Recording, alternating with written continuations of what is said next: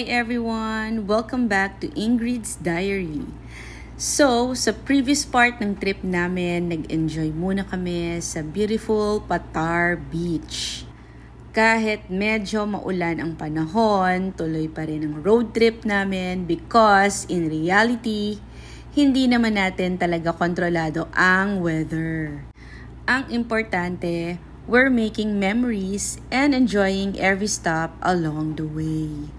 After spending time at Patar Beach, it's time naman to head to our next destination, Puerto del Sol Beach Resort here in Bolinao, Pangasinan.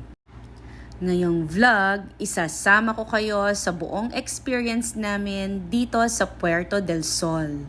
From our arrival and check-in experience, hanggang sa room tour, resort amenities, beach area, restaurant, and of course, our honest thoughts kung sulit ba talaga magstay dito.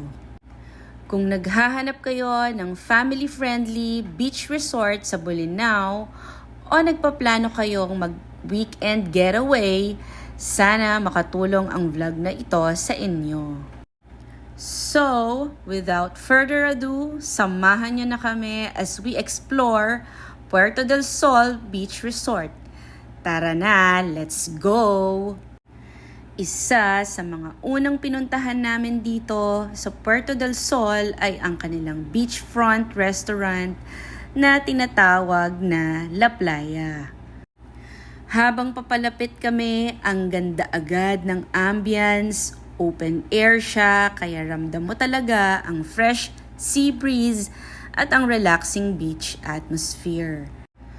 Perfect itong spot kung gusto mong mag-breakfast, mag-lunch, or mag-dinner habang nakaharap sa dagat. At kahit maulan nung araw na yan, sobrang peaceful pa rin ng paligid. Isa talaga ito sa mga favorite spots ko sa resort dahil ang sarap lang umupo, mag-relax at enjoy ang view. Ang linaw pa rin ng tubig kahit medyo cloudy ang weather. Hindi man kami sinwerte sa sunshine, iba pa rin ang ganda ng Bolinao. Minsan, hindi kailangan ng perfect weather para ma-appreciate ang isang lugar. Kapag tahimik ang paligid, mas nararamdaman mo talaga ang relaxation. After enjoying the beachfront, nag-tour naman kami sa resort. Ito ang isa sa kanilang malaking swimming pools. Malinis ang pool, well-maintained ang paligid at napapalibutan ng beautiful tropical gardens at colorful flowers. Kaya sobrang nakaka-relax tingnan. Meron din silang jacuzzi area para sa mga gustong mag-relax after a long day of exploring Bolinao. Ang ganda ng setup dahil surrounded ito ng flowers at greenery. So kahit simpleng umupo ka lang dito, parang nakaka-refresh agad. Kung may kasamang kids ang family ninyo, siguradong mag-e-enjoy sila rito. At para naman sa mga adults, perfect din itong lugar para mag-unwind. So far, first impression pa lang namin sa Puerto del Sol, masasabi kong very relaxing ang ambience.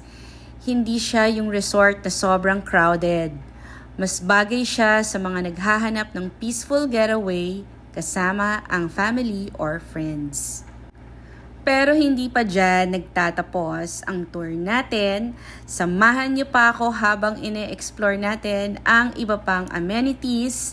At syempre, ipapakita ko na rin ang room namin. So, tara!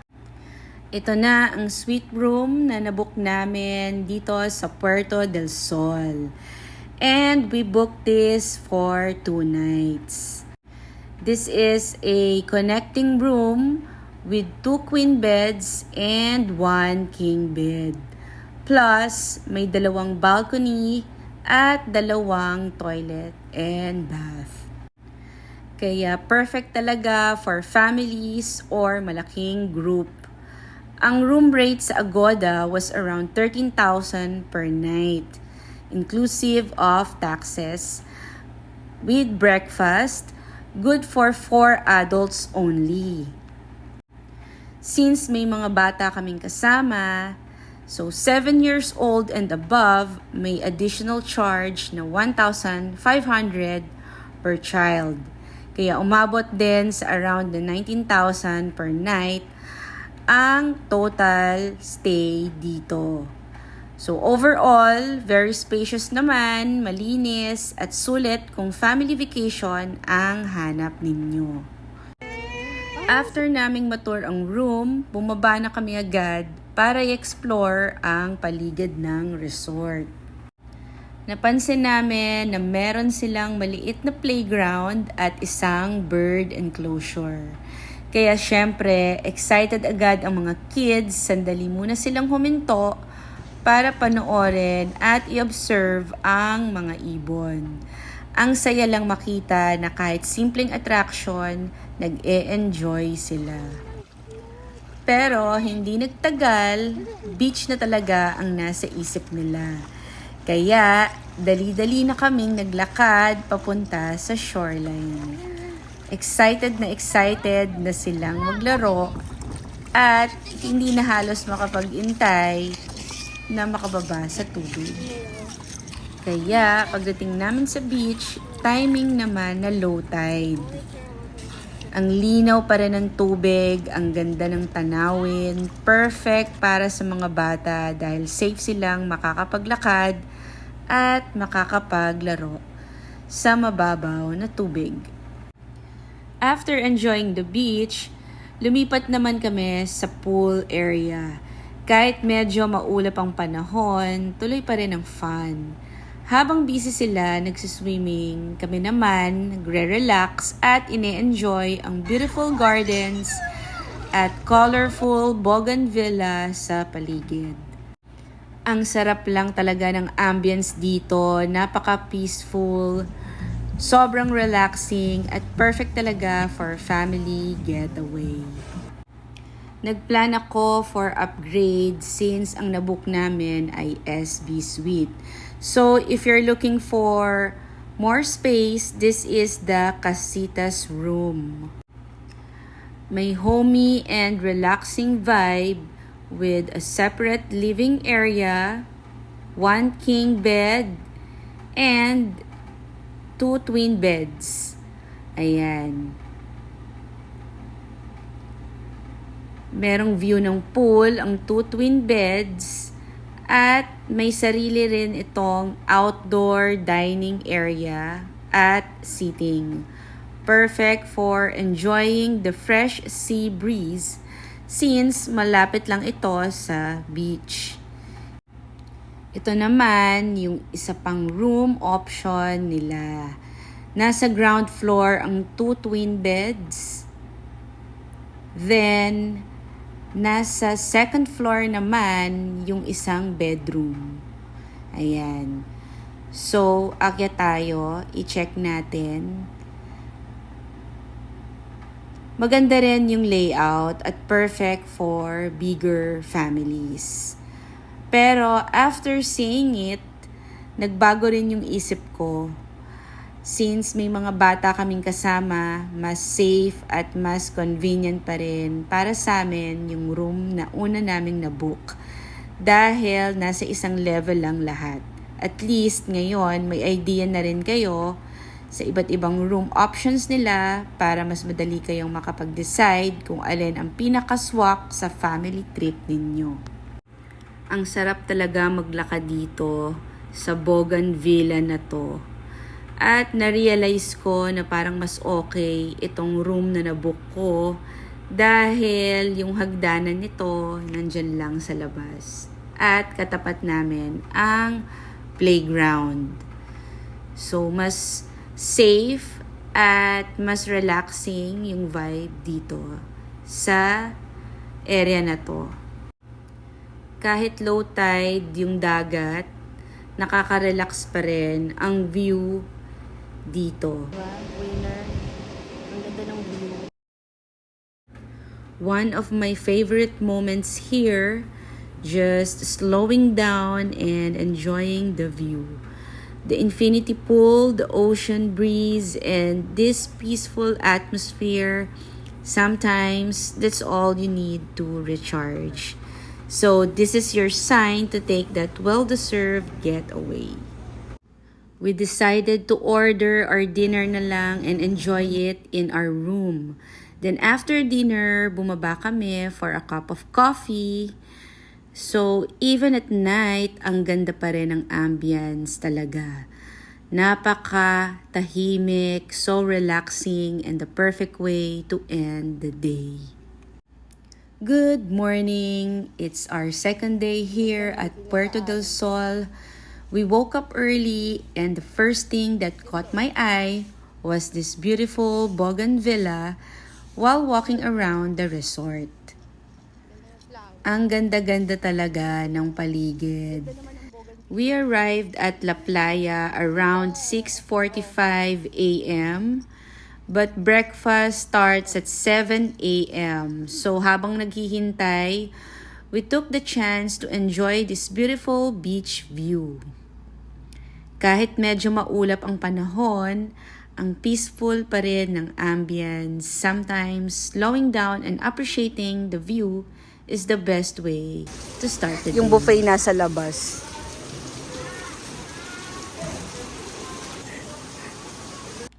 Since umuulan that morning, medyo napansin namin na hindi pa fully set up yung buffet area. Medyo malayo rin yung original table namin sa food stations.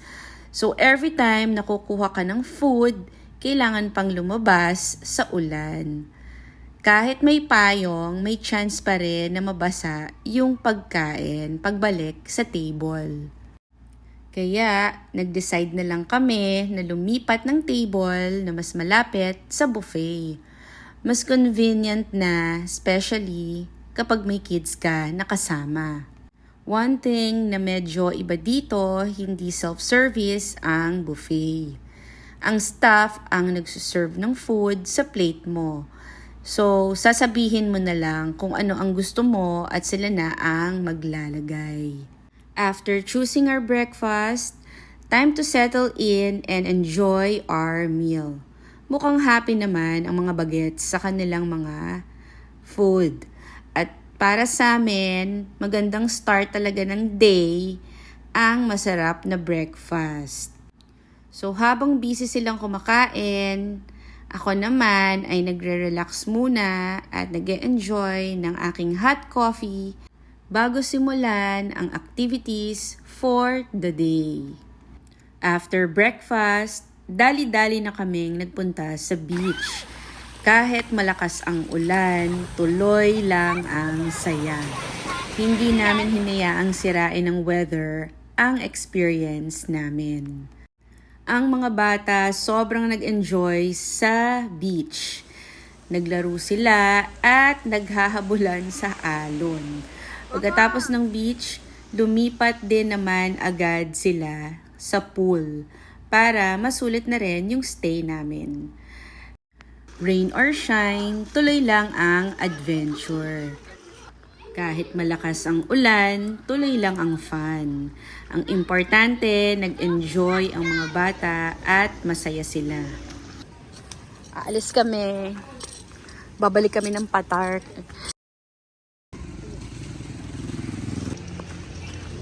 Ito na kami. Kusina sa kuweba. Oo. So, pupunta tayo ng Enchanted Cave. Papunta na tayo sa Enchanted Cave. Isa-separate vlog ko na lang ito para mas detailed.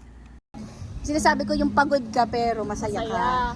Ito yung pagod na masaya. Kasi yung pagod na buraot. Ito yung gusto kong pagod. Yung napagod ako Dahil masaya. kaka-beach. Happy.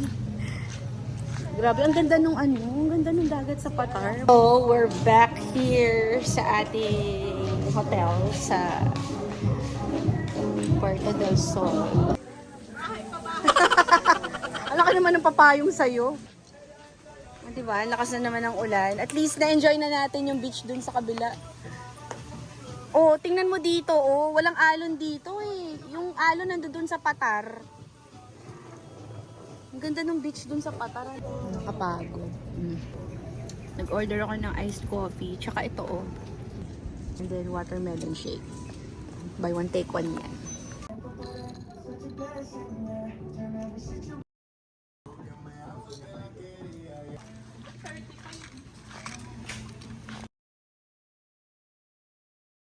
Naramdaman ko, na-feel mo ba? Parang maginaw.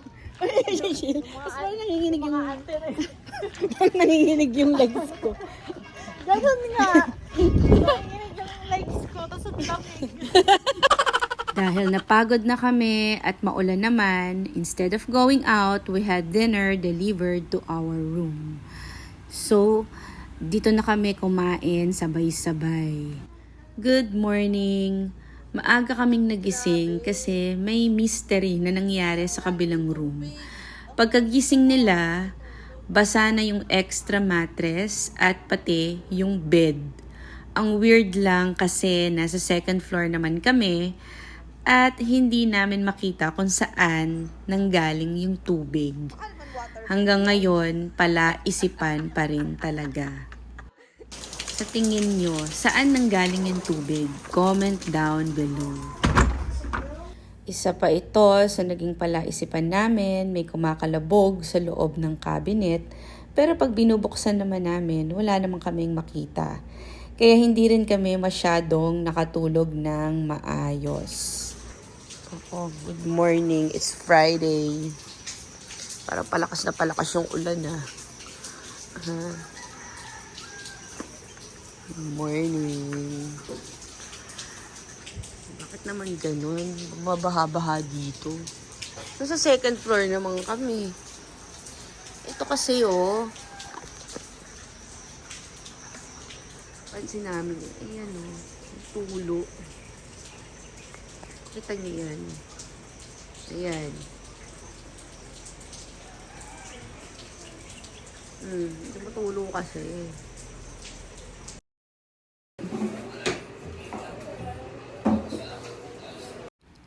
Day 3 na namin dito sa Bolinao, Puerto del Sol.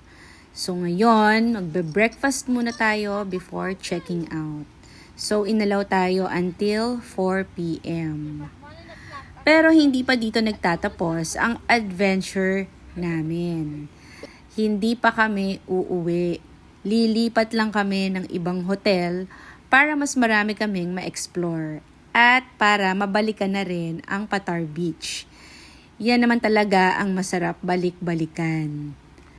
At syempre, hindi mawawala ang paborito kong cappuccino habang ine-enjoy ang relaxing view ng dagat. Napansin ko rin na nilipat na nila ang buffet setup dito sa loob ng restaurant. And honestly, mas gusto ko ito. Kasi mas malamig, mas organized, at mas chill ang dining experience habang tanaw pa rin ang beach. At bago matapos ang breakfast, nagbigay ang Puerto del Sol ng complimentary birthday cake para sa mami ko. Ito ay advance celebration ng kanyang 70th birthday at sobrang thankful kami sa thoughtful gesture nila. Isa na namang unforgettable memory na mababaon namin mula sa trip na ito. Happy 70th birthday, Mami!